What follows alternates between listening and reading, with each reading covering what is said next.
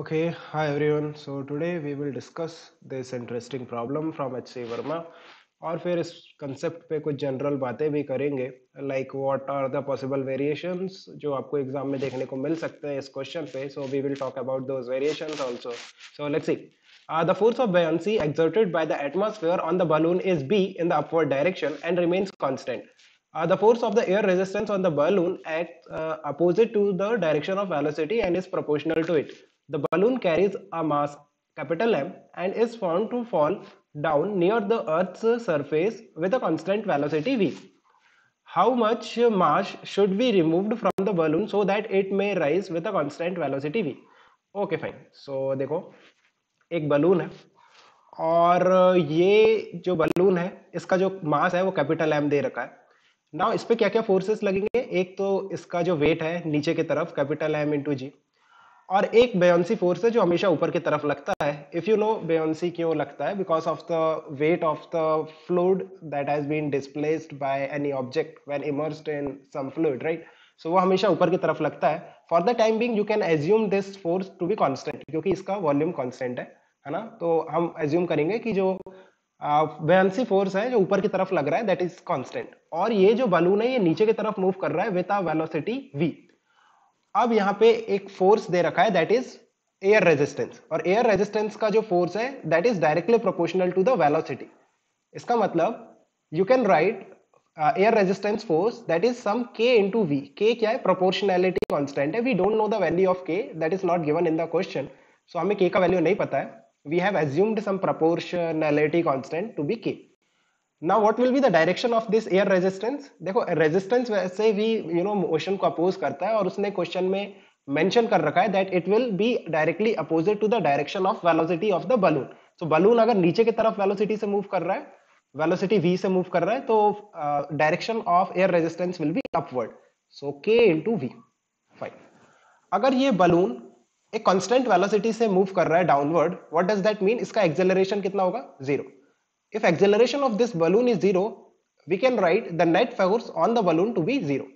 If net force on the zero, let's equate total upward force to be total downward force. Total upward कितना है? kv plus b, और total downward is capital M into g. From here, see, आपके पास क्या क्या चीजें known है. जैसे velocity is given in the problem की वेलोसिटी दिया है. B, that is the buoyancy force, is also given. Capital M is also given. और G तो हमें पता ही होता है. So we can find the value of this proportionality constant from here. K का वैल्यू आएगा capital M into G minus B upon V. So आप देखो proportionality constant आपको मिल गया. Once you get the value of K, now it's very easy for you to find the value of air resistance for any given value of velocity. अगर आपको velocity का value पता चल जाए तो आप किसी भी इंस्टेंट पे दिस एयर रेजिस्टेंस निकाल सकते हो, right, bye substituting the value of के. अब हम एक्चुअल क्वेश्चन पे चलते हैं. हमारा क्वेश्चन प्रोपोर्शनैलिटी कांस्टेंट निकालना नहीं था. हमारा क्वेश्चन ये था कि हमें इसमें से कितना मास रिमूव करना है सो दैट कि ये जो बलून है ये अब कहाँ ऊपर मूव करने लगे? ऊपर की तरफ मूव करने लगे.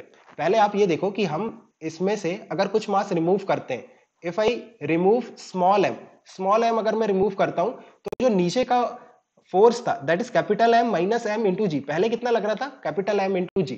सो नीचे का फोर्स डिक्रीज हो गया. अब नीचे का फोर्स डिक्रीज होगा, देन व्हाट विल हैपन? देखो ऊपर की तरफ बायोंसी फोर्स है, और ऊपर की तरफ ही एक फोर्स था विच इज एयर रेजिस्टेंस. जब ये बलून नीचे की तरफ वेलोसिटी v से मूव कर रहा था तो उस जो फोर्स था वो कितना था? k into v. अब देखो जैसे ही आप इसमें से कुछ मास रिमूव करोगे from this balloon, what will happen? The downward force has been reduced. So इसका मतलब नेट फोर्स कैसा आएगा? ऊपर की तरफ. अब नेट फोर्स ऊपर की तरफ आएगा, right. So what will happen? अब ये जो इसकी वेलोसिटी थी जो डाउनवर्ड थी वो धीरे धीरे डिक्रीज होगी, और फाइनली ऊपर की तरफ बलून मूव करने लगेगा. देखो what will happen in this problem, जैसे ही आप थोड़ा सा मास निकालोगे नेट फोर्स कैसा हो गया? ऊपर की तरफ. अगर नेट फोर्स ऊपर की तरफ हो गया इसका मतलब एक्सेलरेशन आएगा ऊपर की तरफ. And if it has got some acceleration in the upward direction and velocity is downward, this velocity will kept on reducing until it becomes zero, and still it will have an acceleration upward, so the velocity will begin to increase in upward direction. वो बात अलग है कि उस time पे ये जो k into V वाला फोर्स था एयर रेजिस्टेंस वो नीचे लगने लगेगा, बट स्टिल उसके पास वेलोसिटी तो ऊपर ही हो जाएगी, राइट। सो मान लेते हैं हम कि हमने स्मॉल एम मास रिमूव कर दिया इस कैपिटल एम के मास से। सो यू कैन सी कि अब अगर मैं इसका फ्री बॉडी डायग्राम बनाऊं तो देखो क्या क्या फोर्सेस लगेंगे। एक तो capital M minus small M, इसका वेट नीचे की तरफ, राइट। अब ये हमें स्मॉल एम निकालना है सो दैट ये बलून ऊपर की तरफ मूव करने लगे with the same velocity V, जो कि पहले नीचे मूव कर रहा था, सेम वेलोसिटी से अब ऊपर मूव कर रहा होगा।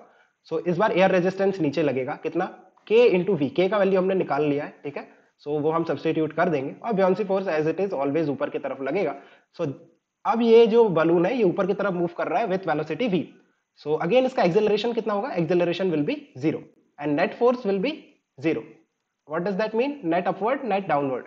So net upward force is b, that should be equal to net downward force capital M minus small m into g plus k into v। So again आपको यहां से क्या निकालना है, स्मॉल m। रिमेंबर यहाँ पे सब कुछ पता है आपको, ध्यान से देखो।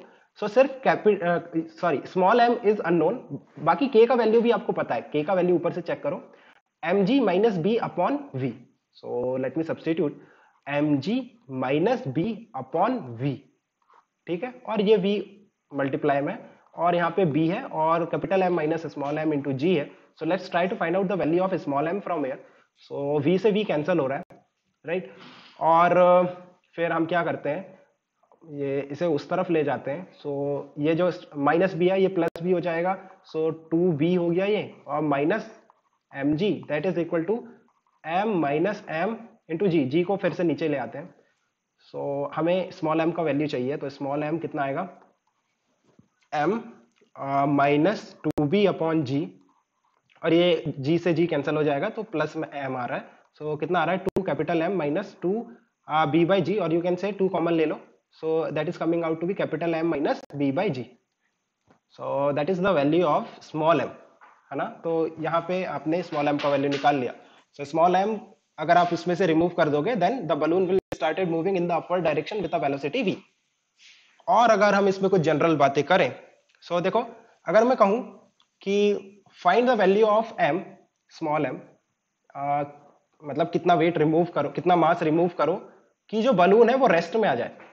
ये जो बलून था पहले v से मूव कर रहा था, राइट। इनिशियली हमको दिया था कि v से नीचे मूव कर रहा है जब इसका वेट है, मास है कैपिटल M है। Now if I say find the value of m, small m, such that the balloon comes to वो रेस्ट में आ जाए। सो मान लेते हैं अगेन कि हमने स्मॉल m रिमूव किया और हमें स्मॉल m का वैल्यू फाइंड करना है, ठीक है। सो जब ये रेस्ट में आ जाएगा इसकी वेलोसिटी 0 हो जाएगी। सो एक फोर्स नीचे लगेगा capital M minus M into g, और एक फोर्स ऊपर की तरफ लगेगा बेयॉन्सी फोर्स। रिमेंबर इस बार एयर रेजिस्टेंस का फोर्स नहीं आएगा क्योंकि F is equal to K into V. अगर वेलोसिटी 0 है तो फोर्स भी 0 हो जाएगा, right. So there will not be any air resistance force. Now you can simply equate the forces, because again इसका वेलोसिटी 0 है, एक्सेलरेशन 0 है, नेट फोर्स 0 होना चाहिए। So net upward that is v, buoyancy force that will be net downward force which is capital M minus small m into g. यहाँ से आप देखो स्मॉल m का वैल्यू हमें निकालना है, तो small m is coming out to be, एक काम करते हैं, कैपिटल इसे वहां ले जाते हैं, b by g that is equal to capital M minus small m। so small m is coming out to be capital M minus b by g। अच्छा आप पुराना वाला केस चेक करो, यहाँ पे कितना आ रहा था, यहाँ पे जो स्मॉल m का वैल्यू निकाल आ रहा था, है ना, कितना मास हमें रिमूव करना है, वो कितना आ रहा था, twice of capital M minus b by g। और अभी कितना आ रहा है, अभी आ रहा है capital M minus b by g। मतलब पुराने वाले केस में इसका डबल आ रहा था। देखो व्हाट हैज हैपेंड हियर, ये बलून था, आपका ये कैपिटल M मास का बलून था, राइट। और ये डाउनवर्ड मूव कर रहा था विद द वेलोसिटी v।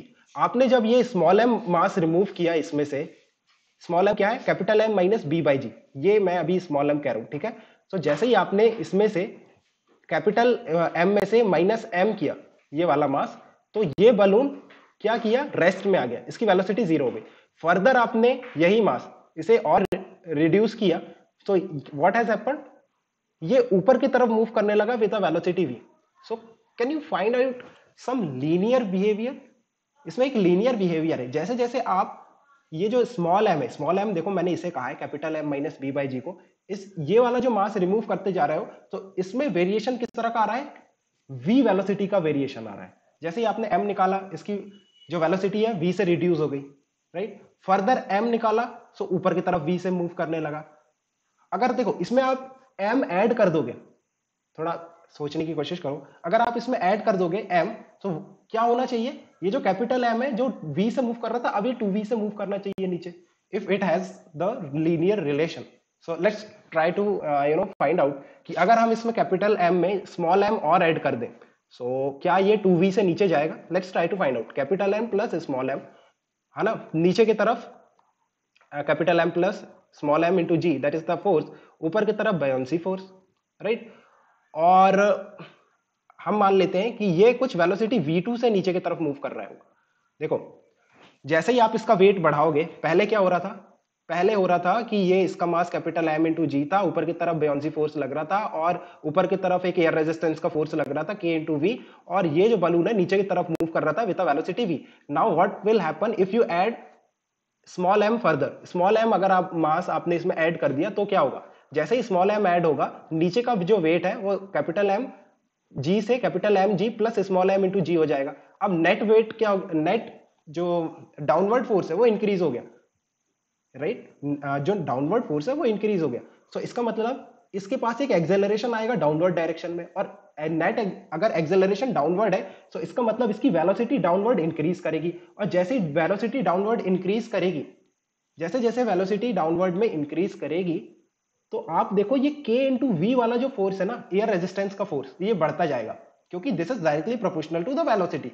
और k इंटू वी वाला जो फोर्स है अगर ऊपर की तरफ बढ़ रहा है और एक्सेलरेशन नीचे की तरफ है, so what will happen, acceleration धीरे धीरे कम होता जाएगा और फाइनली एक्सेलरेशन जीरो हो जाएगा, राइट। एक्सेलरेशन जीरो होने तक वेलोसिटी बढ़ते रहेगी और ऊपर जो एयर रेजिस्टेंस वाला फोर्स है वो भी बढ़ता रहेगा।